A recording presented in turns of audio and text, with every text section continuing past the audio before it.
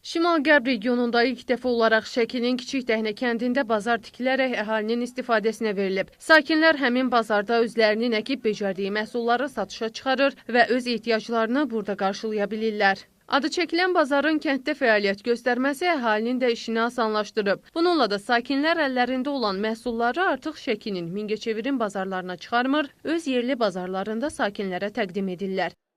Əvvəllər bazarın məhsullarını küçəyə qoyarlardı, küçədə satırlardı. İndi müasir bazar şəraitindəyik, yaxşı bazarımız var. Bütün məhsullar burada ucuz və keyfiyyətlidir. Cəmaət razılıq edir, hər şəraiti var. Bazarımız bolluqdur, hər şey ucuzdur, münasib qiymətlidir və alıcılıq qabiliyyətinə uyğundur. Bu bazarda insanların gündəlik tələbatı üçün lazım olan hər şey var. Meyvə-tərəvəzdən tut, oduna qədər. Ağac tingindən yanacağa kimi nə axtarsan bu bazarda tapa bilərsən. Qiymətlər də sərfəli. Bax, budur, ətimiz orada 4 manada dana əti satılır.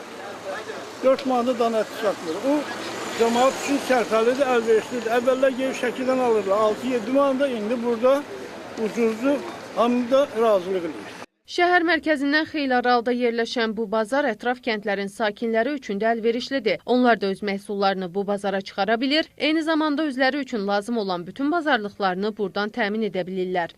Hal-hazırda həmən bazarda özümüzün, öz kənd cəmaatımız, həmçində kənardan gələn cəmaat gəlir, orada geniş öz məhsullarını, öz meyvə-tərəvəz alimlərini hamısını satır rahatlıqla. Həm bizim bazarda ucuzluqdur, həm genişlikdir, həm rahatlıqdır.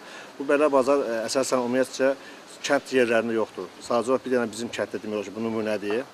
Yəni, hər bir iş əsasən 90% belediyə tərəfindən görülür.